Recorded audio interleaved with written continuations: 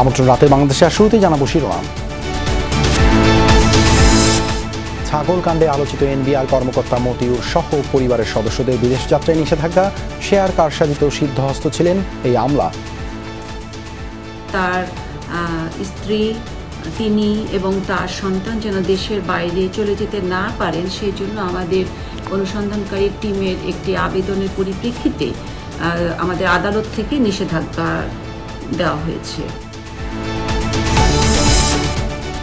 দুদকের ডাকে সাড়াই দিলেন না বেনজির ও তার পরিবার। সম্পত্তির বিবরণী চেয়ে এবার নোটিশ পাঠাবে কমিশন। আইন অনুযায়ী ব্যবস্থা নেবে তদন্ত দল। পেসমেকার বসানো সফল হলেও শঙ্কামুক্ত নন খালেদা জিয়া। উদ্বেগ উৎকণ্ঠায় নেতাকর্মীরা। মৃত্যুর দিকে ঠেলে দেওয়ার অভিযোগ বিএনপির। দেশনেত্রী বেগম খালেদা জিয়াকে মৃত্যুর দিকে তারা ঠেলে দিচ্ছে, হত্যার সামিল। দেশনেত্রী বেগম খালেদা জিয়ার যদি কিছু হয়, এর সকল দায় দায়িত্ব এই অবৈধ সরকারের বহন করতে হবে। সমালোচনায় ভীত না হয়ে নতুন পাঠ্যক্রম নিয়ে শিক্ষামন্ত্রীকে কাজ চালিয়ে যেতে বললেন প্রধানমন্ত্রী। দেশের আনাচে কানাচে ছড়িয়ে থাকা মেধাবীদের খুঁজে বের করবে সরকার। শিক্ষাটা একটা আনন্দমুখী পরিবেশে পাওয়া, সেই পদ্ধতিটাতে আমরা আসতে চাই। সেই জন্যই এমনভাবে শিক্ষা ব্যবস্থাটা করা যে আগ্রহ নিয়েই ছেলেমেয়েরা পড়বে।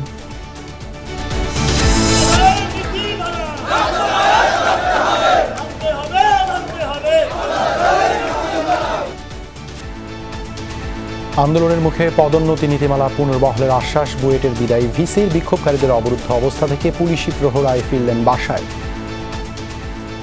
আমরা সম্পূর্ণ বাতিল চাচ্ছি এবং 15 সালের নীতিমালাটা আমরা বহাল চাচ্ছি। উনি আমাদের কর্মকর্তা কর্মচারীদের ঠকানোর জন্য নানা কৌশল ব্যবহার করছে। ঋণের তৃতীয় কিস্তি অনুমোদন করল IMF। 2-1 দিনের মধ্যেই রিজার্ভে যোগ হবে $115 কোটি। সিলেটে ধীর গতিতে নামছে কুশিয়ারার পানি। ভোগান্তিতে জলমগ্ন বাসিন্দারা। ত্রাণ বঞ্চিত প্রত্যন্ত অঞ্চলের মানুষ।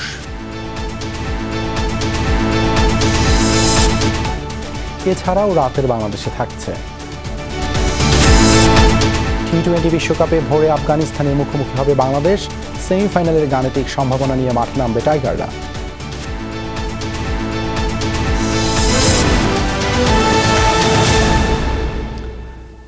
এতক্ষণ শিরোনাম দেখছিলেন, সঙ্গে আছি আমি দেবাশিস রঞ্জন সরকার।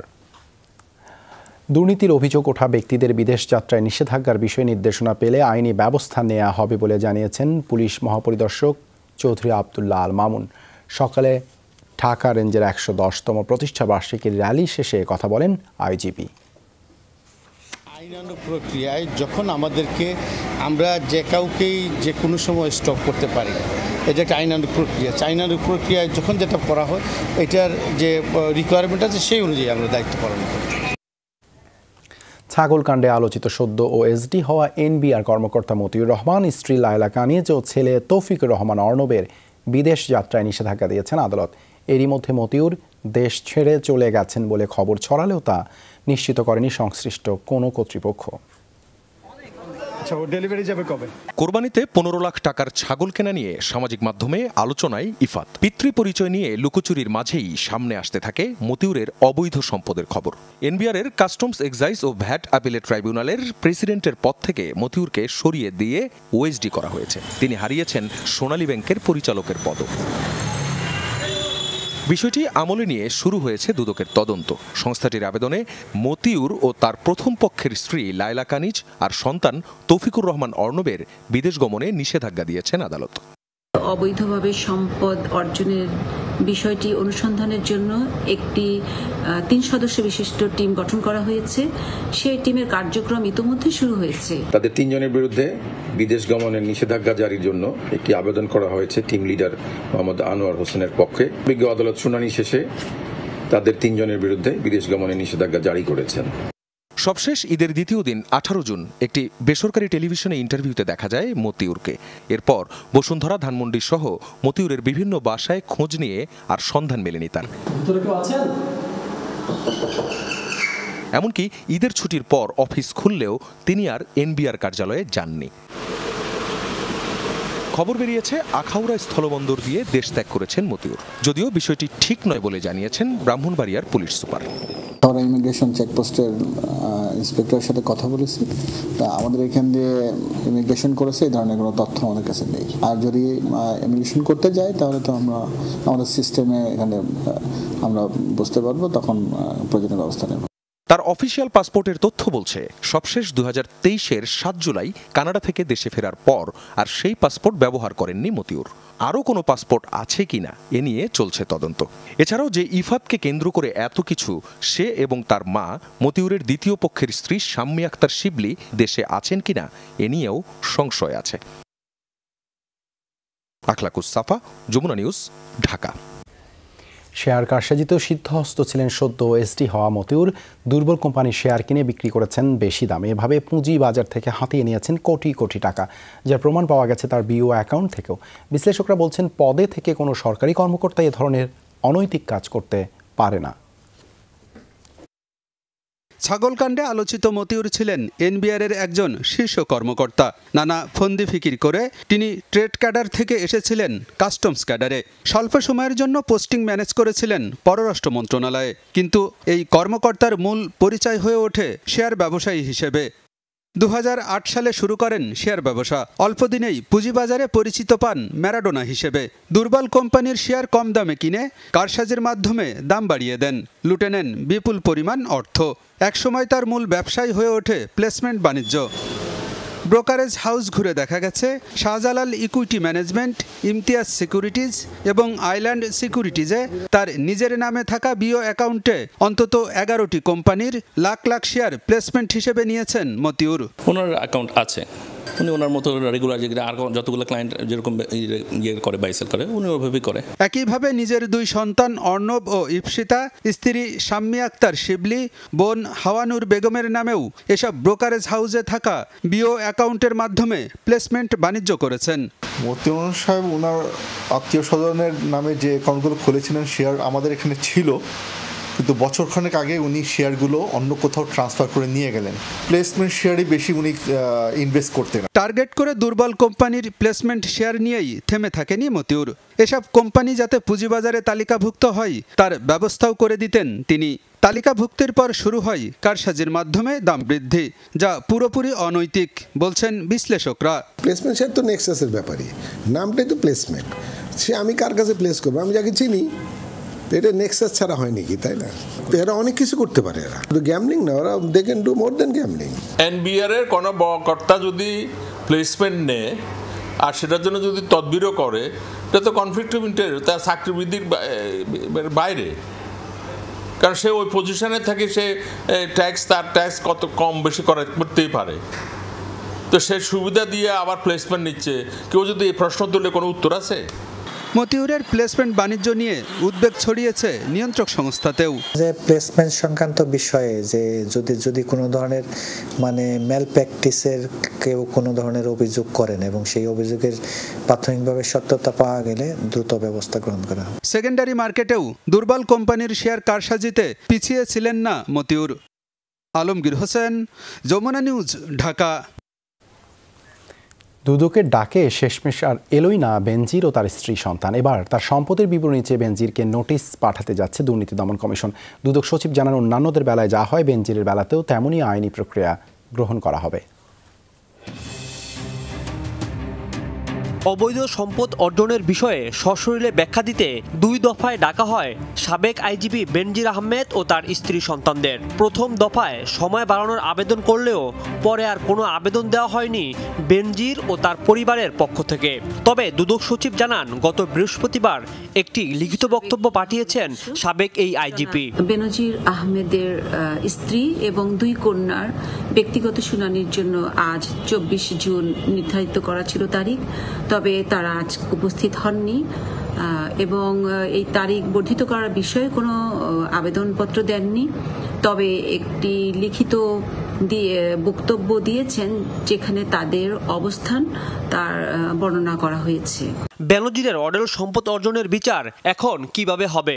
সচিব জানান, অনুসন্ধান টিম আইন অনুযায়ী ব্যবস্থা নেবে। অনুসন্ধানকারী টিম এই আবেদনের বিষয় কিংবা আমাদের দুর্নীতি দমন কমিশন আইন 2004 ও দুর্নীতি দমন কমিশন বিধিমালা 2007 অনুযায়ী তারা প্রয়োজনীয় কার্যক্রম গ্রহণ করছেন এবং নির্ধারিত সময়ের মধ্যে আশা করছি তারা তাদের প্রতিবেদন দাখিল করতে পারবেন। এদিকে দুদকের আইনজীবী খোরশেদ আলম জানান, আইন অনুযায়ী তদন্ত শেষ করে এ বিষয়ে সিদ্ধান্ত নেবে কমিশন। আইন তার নিজস্ব গতিতে চলবে, দুদকের আইন অনুযায়ী অনুসন্ধান কার্য চলবে। একটা পর্যায়ে শেষে রিপোর্ট দাখিল করবে, রিপোর্টের ভিত্তিতে আপনার কমিশন সিদ্ধান্ত নেবে।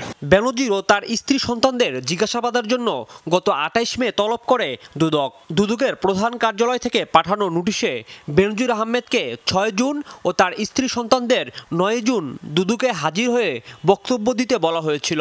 তবে 5 জুন বেনজির আহমেদ আইনজীবীর মাধ্যমে 15 দিন বাড়তি সময় চেয়ে আবেদন করেছিলেন। রাজীব আহমেদ, যমুনা নিউজ, ঢাকা। পররাষ্ট্রমন্ত্রী ডক্টর হাসান মাহমুদ বলেছেন, কয়েকটি গণমাধ্যমে উদ্দেশ্য প্রণোদিতভাবে সরকারের প্রতিষ্ঠান ও ব্যক্তিকে দুর্নীতিবাজ বলছে। তদন্ত ছাড়া কাউকে দুর্নীতিবাজ বলা যাবে না। কোনো প্রতিষ্ঠানকে উদ্দেশ্য করে এমন সংবাদ প্রকাশ না করার অনুরোধ জানান তিনি। আওয়ামী লীগের 75তম প্রতিষ্ঠা বার্ষিকী উপলক্ষে প্রেস ক্লাবে বঙ্গবন্ধু সাংস্কৃতিক জোট আয়োজিত আলোচনা সভায় কথা বলেন পররাষ্ট্রমন্ত্রী। বিএনপি নতুন মহাসচিব খুঁজছে, পত্রিকায় এমন সংবাদ ছাপা হয়েছে উল্লেখ করে মন্ত্রী বলেন, এরপর থেকে মির্জা ফখরুল কান্না করছেন। এই কান্না পদ হারানোর না খালেদা জিয়ার জন্য তা খুঁজে দেখার বিষয় বলে জানান পররাষ্ট্রমন্ত্রী। পররাষ্ট্রমন্ত্রী বলেন, বিশ্ব নেতারা শেখ হাসিনাকে স্বীকৃতি দিচ্ছে বলে বিএনপি হতাশ হয়ে পড়েছে। আমাদের সরকার দুর্নীতির বিরুদ্ধে 0 টলারেন্স, কিন্তু ইচ্ছাকৃতভাবে কোনো প্রতিষ্ঠানকে প্রশ্নবিদ্ধ করার প্রয়াস হিসাবে যদি ধারাবাহিকভাবে সংবাদ পরিবেশন করা হয় তাহলে বুঝতে হবে সেটি ষড়যন্ত্রের অংশ। কোনো ইনভেস্টিগেশনের আগেই কাউকে গণমাধ্যমের সামনে তাকে দুর্নীতিবাজ বলা সেটিও সমীচীন নয়। পেসমেকার বসানোর পর খালেদা জিয়াকে কেবিনে স্থানান্তর করা হয়েছে, তবে এখন সংখ্যামুক্ত নন তিনি। নিবিড় পর্যবেক্ষণে রাখা চিকিৎসকরা জানান, অপারেশনের কয়েক ঘন্টার মধ্যেই জ্ঞান ফিরেছে, কিন্তু আরও নানা জটিলতা রয়েছে। দলীয় প্রধানের শারীরিক অবস্থা নিয়ে উদ্বেগ বাড়ছে বিএনপিতে। নেতাকর্মীদের অভিযোগ, খালেদা জিয়ার সঙ্গে যে আচরণ করেছে সরকার তা হত্যার শামিল। বিস্তারিত জানাচ্ছেন শরীফুল ইসলাম খান। বিএনপি চেয়ারপারসন খালেদা জিয়া হাসপাতালে ভর্তি হন শুক্রবার মধ্যরাতে। পরীক্ষা নিরীক্ষার পর রোববার সন্ধ্যায় তার হৃদযন্ত্রে পেসমেকার বসানো হয়। এরপর থেকেই সিসিইউতে 72 ঘন্টার নিবিড় পর্যবেক্ষণে খালেদা জিয়া। সফলভাবে পেসমেকার বসানোর কথা গণমাধ্যমকে জানান খালেদা জিয়ার ব্যক্তিগত চিকিৎসক ডাক্তার AZM জাহিদ হোসেন। এরপর থেকে বিএনপি চেয়ারপারসনের শারীরিক অবস্থার আপডেট নিয়ে কোনো আনুষ্ঠানিক তথ্য জানানো হয়নি দল কিংবা ডাক্তারদের পক্ষ থেকে। তবে চেয়ারপারসনের স্বাস্থ্য নিয়ে মঙ্গলবার সংবাদ সম্মেলনের কথা জানিয়েছে বিএনপি। বিএনপি চেয়ারপারসন খালেদা জিয়ার সবশেষ শারীরিক অবস্থা জানতে সোমবার দুপুরে এই এভারকেয়ার হাসপাতালে গিয়েছিলাম আমি। সেখানে নিবিড় পর্যবেক্ষণে থাকায় খুব একটা দেখা করার সুযোগ নেই তার সঙ্গে। তবে তার মেডিকেল বোর্ডের একজন সদস্য ব্যক্তিগত আলাপচারিতায় জানিয়েছেন, পেসমেকার বসানোর কয়েক ঘন্টা পরে জ্ঞান ফিরেছে বিএনপি চেয়ারপারসনের। পাশাপাশি তিনি জানান, 10 সদস্যের যে মেডিকেল বোর্ড সম্মিলিতভাবে সিদ্ধান্ত দিয়েছে, অর্থাৎ তাদের পরিবার এবং দলকে জানিয়েছে যত দ্রুত সম্ভব বিএনপি চেয়ারপারসনের লিভার প্রতিস্থাপন দরকার। এদিকে হাসপাতালে থাকা দলীয় প্রধানকে নিয়ে উদ্বেগ উৎকণ্ঠায় বিএনপির সব স্তরের নেতাকর্মীরা নানাভাবে খোঁজখবর নেয়ার চেষ্টা করছেন। বিএনপির পাশাপাশি প্রতিদিনই মিলাদ মাহফিল করছে অঙ্গ ও সহযোগী সংগঠনগুলো। এই চক্রান্ত নীল নকশা হচ্ছে শেখ হাসিনার। উনাকে তিলে তিলে নিঃশ্বাস করার জন্যই কারাগারে নিয়ে যাওয়া হয়েছে এবং খাবারের মধ্যে নানা ধরনের ওষুধ প্রয়োগ করে আজকে তার শরীরের নানা অসুস্থতায় তিনি ভোগাচ্ছেন। উন্নত চিকিৎসার জন্য বাইরে নেওয়ার জন্য আমরা বারবার চেষ্টা করছি। সরকারের পক্ষ থেকে একটা উদাসীনতা এবং না, এটাই তো আমরা লক্ষ্য করছি। তার মানে দেশনেত্রী বেগম খালেদা জিয়াকে মৃত্যুর দিকে তারা ঠেলে দিচ্ছে, এটা হত্যার শামিল। নেতাকর্মীদের দাবি মিথ্যা মামলায় সাজা দেওয়া হয়েছে বিএনপি চেয়ারপারসনকে। এছাড়া শত প্রতিকূলতার মাঝেও খালেদা জিয়াই হচ্ছেন জাতীয়তাবাদী শক্তির ঐক্যের প্রতীক। তাই দলীয় প্রধানের অসুস্থতায় তাদের ভীষণ আবেগ আছে মুক্ত করতে না পারার দহন যন্ত্রণা। খালেদা জিয়া আমাদের নেত্রী, আমাদের মা, গণতন্ত্রের মা। আমাদের মা অসুস্থ হলে আমাদের যেমন লাগে, খালেদা জিয়া অসুস্থ হতে আমাদের তেমনই লাগছে। আমরা আশা করছি আমাদের নেত্রী দ্রুত সুস্থ হয়ে বাসায় ফিরে আসবেন এবং সরকার ওনার সুচিকিৎসার জন্য ব্যবস্থা করবেন, উনি যাতে বিদেশে চিকিৎসা নিতে পারেন। দেশনেত্রী বেগম খালেদা জিয়ার মুক্তি বাংলাদেশের সমগ্র গণতান্ত্রিক মানুষ চায় এবং তার সুচিকিৎসা হোক, এটি বাংলাদেশের মানুষ চায়। এই সরকার সেটি দিচ্ছে না। দেশনেত্রী বেগম খালেদা জিয়ার যদি কিছু হয়, এর সকল দায়িত্ব এই অবৈধ সরকারের বহন করতে হবে। দলের কেন্দ্রীয় কার্যালয়ের প্রধান ফটকে থাকা খালেদা জিয়ার ছবি দেখে কেউ আক্ষেপ করে বলেন, কত মানুষকে তিনি নেতা বানিয়েছেন, দিয়েছেন সামাজিক পরিচিতি। অথচ খালেদা জিয়ার চরম দুঃসময়ে মুক্তির আন্দোলন সংগ্রামে রাজপথে দেখা যায়নি তাদের অনেককেই। শরীফুল ইসলাম খান, যমুনা নিউজ, ঢাকা। পেসমেকার বসানোর পর বিএনপি চেয়ারপারসন খালেদা জিয়া এখন সুস্থ আছেন বলে জানিয়েছেন আইনমন্ত্রী আনিসুল হক। বলেন, খালেদা জিয়ার যে চিকিৎসা প্রয়োজন তা দেশের সংশ্লিষ্ট হাসপাতালেই পাচ্ছেন। দুপুরে সচিবালয়ে এসব কথা বলেন আইনমন্ত্রী। তিনি জানান, পেসমেকার বসানোর পর এখন পর্যন্ত খালেদা জিয়া সুস্থ আছেন। তার যে অসুখগুলো আছে সেগুলো নিরাময়যোগ্য নয়, ওষুধ দিয়ে নিয়ন্ত্রণে রাখা হয়েছে বলেও জানান আইনমন্ত্রী আনিসুল হক। বলেন, এর আগেও সরকার বিদেশ থেকে চিকিৎসক আনার অনুমতি দিতে কার্পণ্য করেনি। সরকারের আন্তরিকতার অভাব থাকলে সেটা সম্ভব ছিল না।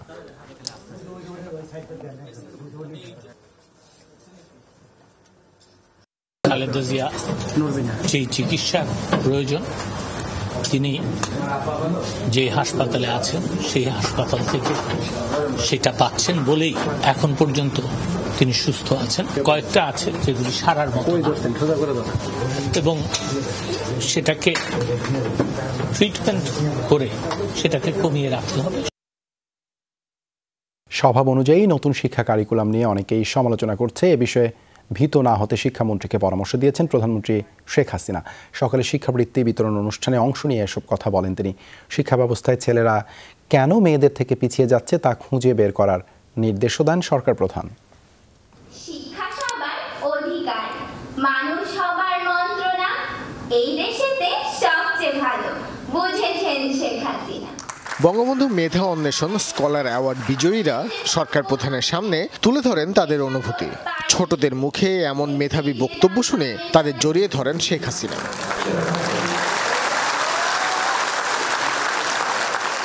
বিজয়ীদের অনুভূতির মাধ্যমে উঠে আসে বর্তমান সরকারের সময় নানা উন্নয়ন পদক্ষেপ। মেট্রো রেল চলার সময় যে শাসা শব্দটি করে তা মূলত আমাদের দেশের যোগাযোগ ব্যবস্থার উন্নতির সাপেক্ষে জনগণের স্বস্তির নিঃশ্বাসটি প্রতিফলিত করে। ওসমানী স্মৃতি মিলনায়তনে আয়োজিত অনুষ্ঠানে প্রধানমন্ত্রী উদ্বোধন করেন স্নাতক ও সমমান পর্যায়ে শিক্ষার্থীদের মাঝে উপবৃত্তি ও টিউশন ফি বিতরণ কার্যক্রম। শেখ হাসিনার হাত থেকে পুরস্কার নেন বঙ্গবন্ধু সৃজনশীল মেধা অন্বেষণ ও বঙ্গবন্ধু স্কলার অ্যাওয়ার্ড বিজয়ীরা। অনুষ্ঠানে প্রধানমন্ত্রী বলেন, প্রযুক্তি জ্ঞান ছাড়া বিশ্বের সাথে তাল মিলিয়ে চলা সম্ভব নয়। আমরা শিক্ষা গবেষণা খাতে সবথেকে বেশি বরাদ্দ দেওয়া শুরু করি এবং 2010 সাল থেকে বছরে আমরা বিনা পয়সার বই দেওয়া শুরু করেছি। অনেকে সে সময় ভেবেছে এটা কী করে সম্ভব, কিন্তু আমরা সে অসম্ভবকে সম্ভব করেছি। সেই 2010 থেকে 2024 এ পর্যন্ত 464,74,29,883 কপি পাঠ্যপুস্তক বিনামূল্যে আমরা বিতরণ করেছি। আওয়ামী লীগ ক্ষমতায় এসে শিক্ষা খাতে বরাদ্দ বৃদ্ধি করেছে, যার ইতিবাচক প্রভাব সমাজে পড়ছে বলেও জানান সরকার প্রধান। উপবৃত্তি প্রদান করা হচ্ছে, ফলে ইতিমধ্যে প্রাথমিক ও মাধ্যমিক পর্যায়ে শিক্ষা প্রতিষ্ঠানে জেন্ডার সমতা অর্জিত হয়েছে। তবে জেন্ডার সমতা না, আমি বলবো কোনো কোনো জায়গায় মেয়েরা একটু বেশি হয়ে গেছে। ছেলেরা যে কম কেন সেটা খুঁজে বের করতে হবে, কারণ ছেলেরা যেন পিছিয়ে না থাকে। আমি এখানে ছেলেরা আছে বলবো, মেয়েরা কিন্তু বেশি দ্রুত যাচ্ছে, কিন্তু ছেলেদের কিন্তু সামাল তালে চলতে হবে। সরকারি পদক্ষেপের ফলে বর্তমানে শিক্ষার্থীদের ঝরে পড়া প্রায় নেই বলেও জানান প্রধানমন্ত্রী। শিক্ষাটা একটা আনন্দমুখর পরিবেশে করা, সেই পদ্ধতিটাতে আমরা আসতে চাই। এটা বাস্তব কথা। এখন যদি সারাক্ষণকে বলে পর পর পর, এটা কি ভালো লাগে বলো? মোটেই ভালো লাগে না। যা একটু পরে ইচ্ছা থাকে তা নষ্ট হয়ে যায়, এটা কিন্তু বাস্তব কথা। সেই জন্যই মানে এমনভাবে শিক্ষার ব্যবস্থাটা করা যে আগ্রহ নিয়েই ছেলেমেয়েরা পড়বে। আমি আমাদের শিক্ষা মন্ত্রীকে বলছি এটা লিখলো ওটা লিখলো, আমরা ওটা লিখলো এটা লিখলো শুনবো না তো, নিজের মনের আত্মবিশ্বাস থাকতে হবে। অসচ্ছল ও মেধাবী শিক্ষার্থীদের জন্য এগিয়ে আসতে সমাজের বিত্তবানদের প্রতি আহ্বানও জানান প্রধানমন্ত্রী শেখ হাসিনা। সকলে মিলেই আমাদের চলতে হবে। ভাস্কর ভাদুরী, যমুনা নিউজ, ঢাকা। শেষ কর্মদিবসে নিজ কার্যালয়ে অবরুদ্ধ হন বুয়েটের উপাচার্য অধ্যাপক ডক্টর সত্যপ্রসাদ মজুমদার। পদোন্নতি নীতিমালা বহালের দাবিতে বিশ্ববিদ্যালয়ের কর্মকর্তা কর্মচারীরা তাকে অবরুদ্ধ করেন। সোমবার বিকেল থেকে উপাচার্যের কার্যালয়ের সামনে বিক্ষোভ করেন ৩ শতাধিক কর্মচারী। পরে ভিসির সাথে বৈঠকে বসেন কর্মকর্তা কর্মচারীরা। 2015 পদোন্নতির নীতিমালা পুনর্বহালের আশ্বাসে আন্দোলন স্থগিত করেন তারা। দাবি না মানলে আবারও আন্দোলনের হুঁশিয়ারি দেন তারা। পরে ভিসিকে পুলিশি পাহারায় বাসভবনে পৌঁছে দেওয়া হয়। এর আগে কর্মচারী ও কর্মকর্তা পদোন্নতি নীতিমালা 2015 বাতিল নিয়ে রোববার বিশ্ববিদ্যালয়ের রেজিস্ট্রার অধ্যাপক ডক্টর মোহাম্মদ ফোরকান উদ্দিনের সই করা এক বিজ্ঞপ্তি প্রকাশ করে। এতে বলা হয়েছে 2015 নীতিমালার মাধ্যমে এই বিশ্ববিদ্যালয়ের কোনো কর্মকর্তা কর্মচারী পদোন্নতি, পদোন্নয়ন, selection grade, senior grade scale প্রাপ্যতার জন্য বিবেচিত হবেন না। গত বছরের 27 ডিসেম্বরের পরবর্তী সময়ে প্রাপ্যতার ক্ষেত্রে কর্মকর্তা ও কর্মচারীকে পদোন্নতি, পদোন্নয়ন, selection grade, senior grade scale প্রদানে সরকারি নীতিমালা এবং ইউজিসি অনুমোদিত অর্গানোগ্রাম প্রযোজ্য হবে। 2015 সালের নীতিমালা বাতিল, এই আদেশটা বাতিল করার জন্য আমরা আজকে আবেদন দিয়েছিলাম এক লাইনে। ওই আবেদনের উপরে উপাচার্য মহোদয় লিখেছেন সুপারিশ সহ ব্যবস্থা নেওয়ার জন্য সিন্ডিকেটে উপস্থাপন করার জন্য। নতুন রিভিউ নীতিমালা হওয়া পূর্ব পর্যন্ত 15 সালের নীতিমালা বহাল রাখার বিষয়ে ওনারা আইন পাস করাবে, এই ব্যাপারে আমাদেরকে আশ্বস্ত করছে। গজারিয়ায় আধিপত্য বিস্তারকে কেন্দ্র করে দুই পক্ষের সংঘর্ষে 6 জন গুলিবিদ্ধ সহ 9 জন আহত হয়েছে। স্থানীয়রা জানায় আধিপত্য বিস্তারকে কেন্দ্র করে হোসেন্দি ইউনিয়নের শাহ পরান গ্রুপের সাথে প্রতিপক্ষ হারুন আর রশিদ গ্রুপের দীর্ঘদিন ধরে এই বিরোধ চলছিল। এরই জের ধরে এর মধ্যে রবিবার আওয়ামী লীগের প্রতিষ্ঠা বার্ষিকীর অনুষ্ঠানে দুপক্ষের মধ্যে সংঘর্ষের ঘটনা ঘটে। এই ঘটনার জের ধরে আবার আজ বিকেলে গোয়ালগাঁও গ্রামের একটি মুদি দোকানের সামনে সংঘর্ষে জড়ায় উভয় পক্ষ। এতে দুপক্ষের 6 জন সমর্থক গুলিবিদ্ধ সহ 9 জন আহত হয়। খবর পেয়ে পুলিশ এসে পরিস্থিতি নিয়ন্ত্রণে আনে। আহতদের উদ্ধার করে হাসপাতালে পাঠানো হয়। ঘটনাটি খতিয়ে দেখছে পুলিশ।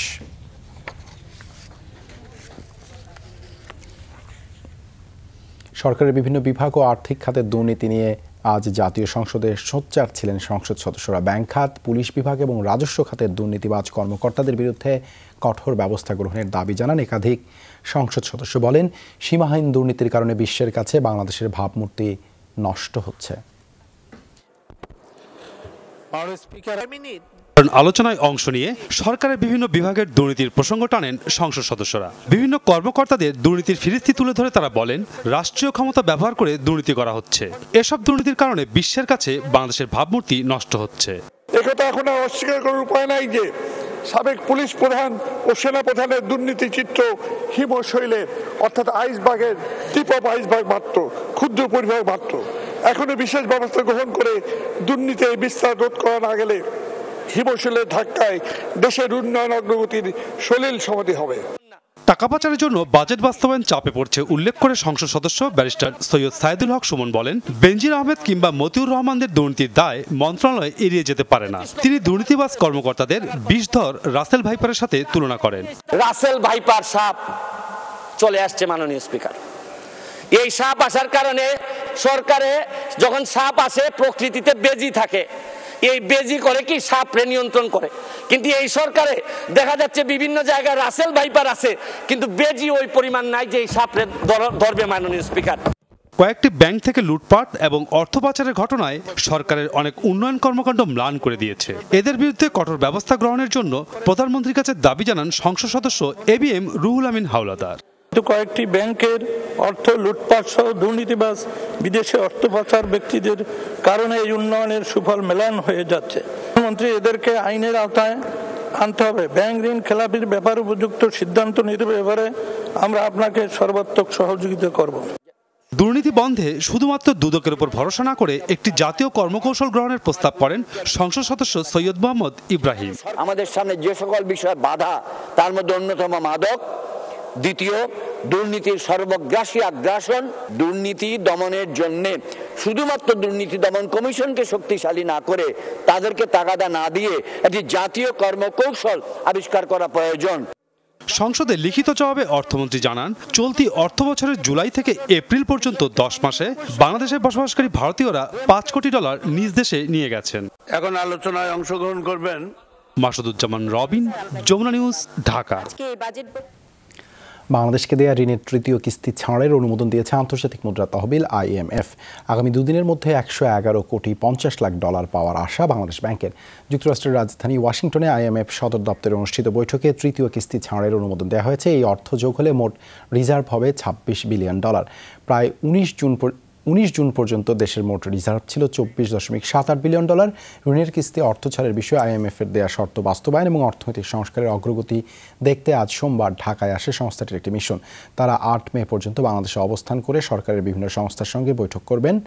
এতে শর্ত বাস্তবায়নের অগ্রগতি ও ভবিষ্যৎ সংস্কার কার্যক্রম সম্পর্কে জানতে চান তারা। শর্ত বাস্তবায়নের অগ্রগতিতে সন্তোষ প্রকাশ করে ঢাকা ত্যাগ করে প্রতিনিধি দলটি বৈদেশিক মুদ্রা রিজার্ভ কমতে থাকায় গত বছরের 30 জানুয়ারি IMF-এর সঙ্গে $470 কোটি ঋণ চুক্তি করে বাংলাদেশ।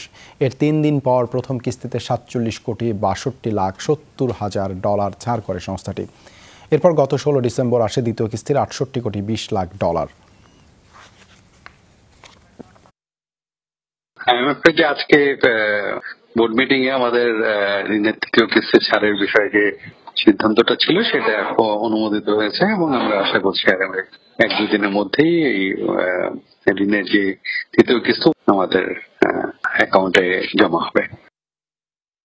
আগামী 8 থেকে 11 জুলাই চীন সফরে যাচ্ছেন প্রধানমন্ত্রী। সফরে বেশ কয়েকটি চুক্তি ও সমঝোতা স্মারক সই হওয়ার কথা রয়েছে। পররাষ্ট্রমন্ত্রী হাসান মাহমুদের সঙ্গে সৌজন্য সাক্ষাৎ শেষে চীনা কমিউনিস্ট পার্টির আন্তর্জাতিক সম্পর্ক বিষয়ক মন্ত্রী লিউ জিয়ানশাও বলেন, এই সফর মাইল ফলক তৈরি করবে।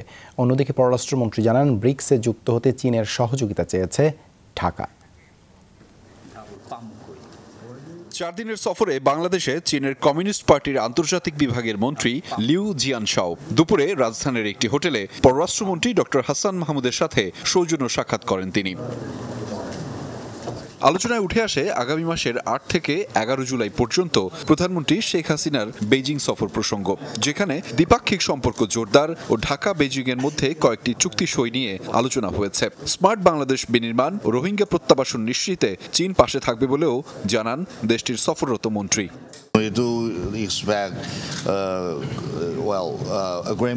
দ্বিপাক্ষিক বিভিন্ন খাতে বেশ কিছু চুক্তি ও সমঝোতার স্মারক সই করার প্রস্তুতি চলছে প্রধানমন্ত্রীর আসন্ন সফরে। বিষয়গুলো নিয়েই আমরা আলোচনা করেছি। এছাড়া বাংলাদেশের প্রধান রাজনৈতিক দল আওয়ামী লীগ ও আমাদের কমিউনিস্ট পার্টির মধ্যে অভিজ্ঞতা বিনিময় বাড়ানো হচ্ছে। স্মার্ট বাংলাদেশ বিনির্মাণ ও রোহিঙ্গা প্রত্যাবর্ষণে বেইজিং ইতিবাচক ভূমিকা রাখবে বলেই আমি মনে করি।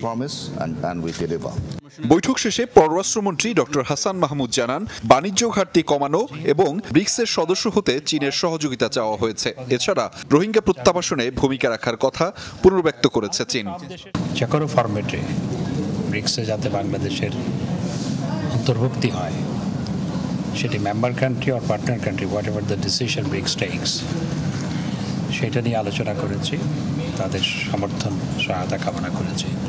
চাইনিজ ইনভেস্টমেন্ট যাতে বাংলাদেশে আছে এবং আরও আসে সে নিয়ে আমরা আলোচনা করেছি। সামনে যে মাননীয় প্রধানমন্ত্রী সফরে যাচ্ছেন, সেই সফরে গুরুত্বপূর্ণ অগ্রগতি হবে সেটি আমরা প্রত্যাশা করেছি এবং সেই সফরের আগে তার আগমনটা আসলে তাৎপর্যপূর্ণ। প্রধানমন্ত্রীর আসন্ন চীন সফর দুই দেশের সম্পর্ককে আরও দৃঢ় করবে বলেও জানান মন্ত্রী। আহমেদ রেজা, যমুনা নিউজ, ঢাকা। সিলেটে ধীর গতিতে নামছে কুশিয়ারা নদীর পানি। ভোগান্তিতে নাভিশ্বাস উঠছে পানি বন্দীদের। রান্না করার ব্যবস্থা না থাকায় খাবার কষ্টে ভুগছে হাজারো নারী শিশু। ত্রাণ যা বরাদ্দ হচ্ছে তাতে আশ্রয় কেন্দ্রে থাকা বানভাসীদের সামাল দেয়া যাচ্ছে না। বঞ্চিতই থাকছেন প্রত্যন্ত গ্রামের মানুষ। আহমেদ শাহিনের ক্যামেরায় আরও জানাচ্ছেন মাহবুবুর রহমান রিপন।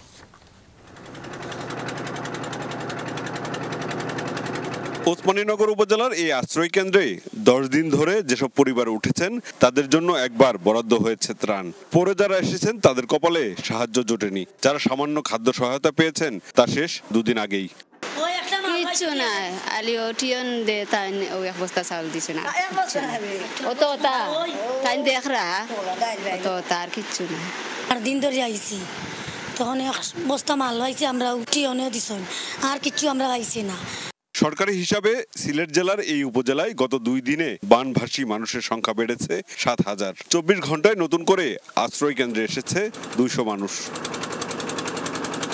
প্রত্যন্ত গ্রামগুলোতে অবস্থা করুন। 10 দিন ধরে পানির উপর বসবাস, খাবারের কষ্ট আর সহ্য হচ্ছে না সচ্ছল মানুষেরও। আমাদের খাওয়ার দাওয়ারের সমস্যা, আমাদের আগে তো 22-এর বন্যার সময় শুকনা খাওয়ার টাওয়ার কিছু আসছিল, ইদানিং কিছু আসে নাই। সরকারের চেয়ারম্যান সাহেবকে দেয় নাই। চুলাই উলাই পানি গ্যাসের চুলো আমরা আনতে পারছি না, কিছু পয়সার অভাব তো হবে। খাবার কোনো ব্যবস্থা করেন নাই এবং দেয় নাই, আমরা কোনো সরকারি খানি পাই নাই, চেয়ারম্যান সাহেব কোনো খাবার দেয় নাই।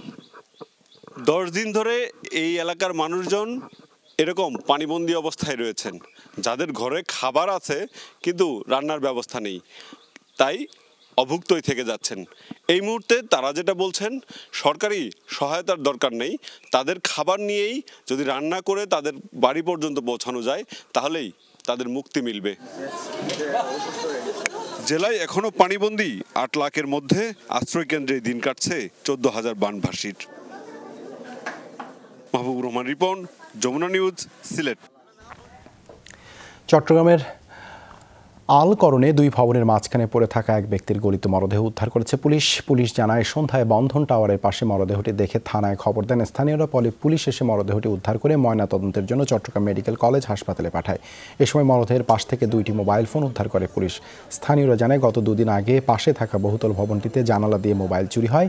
চুরি করে পালানোর সময় পড়ে গিয়ে এই দুর্ঘটনা ঘটতে পারে বলে প্রাথমিক ধারণা করছে পুলিশ। পাশের বিল্ডিং থেকে ছাদের থেকে মহিলারা দেখার পরে মনসুর ভাইয়ের বিল্ডিং, ওটা মনসুর ভাই আমাকে ফোন করে বলে যে নিজাম ভাই আসেন, আপনার ছাদের উপরে একটা লাশ পড়ে আছে। হয়তো উপর থেকে পড়ে গেছে, পরে আর বোধহয় ওটার শক্তিটা পাই নাই। লাশটা আসলে বিল্ডিং এর এই 2 চিপার মাঝখান থেকে এটা বের করেছি আমরা। এটা এখন দেখছি যে আসলে এটা কিভাবে তার মৃত্যু হয়েছে, মৃত্যুর কারণটা আমরা নির্ণয় করার জন্য সুরতহল রিপোর্ট করে এটা পোস্টমর্টমের জন্য পাঠিয়ে দিচ্ছি। এডিস মশার প্রজনন ক্ষেত্র ধ্বংসে ভ্রাম্যমাণ আদালতের মাধ্যমে অভিযান শুরু করেছে ঢাকা দক্ষিণ সিটি কর্পোরেশন। 10 জন নির্বাহী ম্যাজিস্ট্রেটের নেতৃত্বে এই অভিযান চলবে পুরো মৌসুম জুড়ে। নির্মাণাধীন ভবন, বেসমেন্ট কিংবা ছাদ বাগানে জমানো পানি পেলেই জরিমানা সহ নেওয়া হবে আইনানুগ ব্যবস্থা। রাজধানীর কাঁঠালবাগানের ফেয়ারদিয়া কমপ্লেক্স নামের 15 তলা ভবনের বিভিন্ন ফ্ল্যাট থেকে এসির পানি গড়িয়ে জমা হয় এই বেসমেন্টে। বেশ কিছুদিন ধরেই জমে থাকা পানিতে শত শত লার্ভা জন্মালেও দেখার যেন কেউ নেই। সকালে ঢাকা দক্ষিণ সিটি কর্পোরেশনের ভ্রাম্যমাণ আদালত ভবনটিতে অভিযান চালিয়ে লার্ভা ধ্বংস করে। একই চিত্রের দেখা মিলে প্যারাডাইস মারিয়া নামের আরেকটি বহুতল ভবনে। ভবন দুটির মালিককে জরিমানা করা হয় 45,000 টাকা। ওখানে উপর থেকে ফোটা ফোটা পানি পরে আজকে সকালে আরো দিয়ে নাড়া দিয়েছি আমি, তো নাড়া দিয়ে লার্ভা মারা যাওয়ার কথা। এখন লার্ভা পাইছি বললে এক্সপার্টরা আমরা তো না করতে পারবো। এখন যদি আমাদের কোনো ভুল ত্রুটি হয়ে থাকে আমরা ইনশাল্লাহ পরবর্তীতে আরো শোধরানোর জন্য আমরা আপ্রাণ চেষ্টা করব। ঢাকা দক্ষিণ সিটি কর্পোরেশন 10টি জোনে ভাগ হয়ে রোববার থেকে একযোগে শুরু করে এই অভিযান। চলবে পুরো মৌসুম জুড়ে। আমরা খুব অল্প বাসাতেই লার্ভা পেয়েছি এবং আজকে আমরা যে স্থানে এসেছি এখানেও কিন্তু আমরা এর আগেই সেই বাসার বেসমেন্ট দেখেছি, আমরা উপরে টপ দেখেছি, সেখানেও লার্ভা পাইনি, আমরা এখানে পেয়েছি। তো আমরা বলবো যে চিত্রটি গতবারের চেয়ে বেশ ভালো। 26 জুন স্কুল কলেজ খোলার পর সেখানেও অভিযান চালানোর কথা জানান কর্পোরেশনের কর্মকর্তারা। আমরা জুলাইয়ের ফার্স্ট উইকে প্রোগ্রাম রেখেছি সমস্ত প্রাথমিক, প্রাইমারি, সেকেন্ডারি এবং ইউনিভার্সিটি সমস্ত মহাবিদ্যালয়গুলো পর্যন্ত সব স্কুল কলেজে আমরা সিটি কর্পোরেশন পক্ষ থেকে 3 থেকে 4 দিনে চিরুনি অভিযান চালাবো।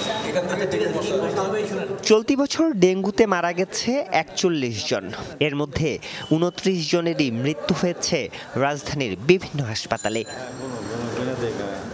আরিফুর রহমান সবুজ, যমুনা নিউজ, ঢাকা। আওয়ামী লীগের প্রতিষ্ঠা বার্ষিকী উপলক্ষে জমকালো সাংস্কৃতিক অনুষ্ঠান হলো রাজধানীর হাতির ছেলে এমপি থিয়েটারে আয়োজন করে ঢাকা উত্তর সিটি কর্পোরেশন। সন্ধ্যায় বর্ণাঢ্য হয়ে আয়োজনে যোগ দেন উত্তর সিটির মেয়র আতিকুল ইসলাম সহ বিভিন্ন ওয়ার্ডের কাউন্সিলররা। বিশেষ অতিথি হিসেবে যোগ দেন আওয়ামী লীগের দপ্তর সম্পাদক ব্যারিস্টার বিপ্লব বড়ুয়া। নাচে গানে ফুটিয়ে তোলা হয় আওয়ামী লীগের সুদীর্ঘ ৭৫ বছরের ইতিহাস। মেয়র আতিক বলেন, সব ষড়যন্ত্র মোকাবেলা করে প্রধানমন্ত্রী শেখ হাসিনার হাতকে শক্তিশালী করতে হবে। তিনি আরও বলেন, আওয়ামী লীগ ক্ষমতায় থাকার কারণেই দেশের উন্নয়ন অগ্রযাত্রা অব্যাহত রয়েছে। শহরে যারা খাল, বিল, খেলার মাঠ দখল করে তাদের বিরুদ্ধে হুঁশিয়ারি জানান মেয়র আতিক। আমরা যতই ষড়যন্ত্র আসুক না কেন বাংলাদেশ আওয়ামী লীগের বিপক্ষে অবশ্যই আমরা তার প্রতিহত করব।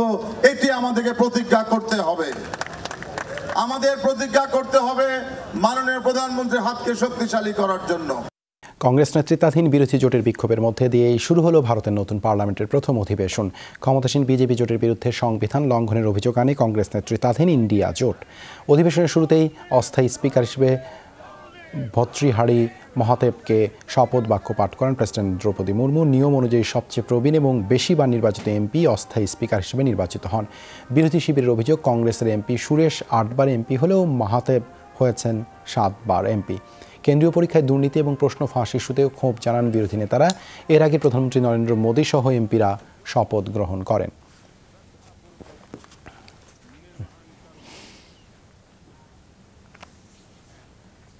তিস্তার পানি বন্টন চুক্তি নিয়ে আবারও প্রকাশ্য বিরোধিতায় পশ্চিমবঙ্গের মুখ্যমন্ত্রী মমতা বন্দ্যোপাধ্যায়। পশ্চিমবঙ্গকে এড়িয়ে ঢাকার সাথে কোনো চুক্তি হলে কঠোর আন্দোলনের হুঁশিয়ারি দেন তৃণমূল কংগ্রেসের এই নেত্রী।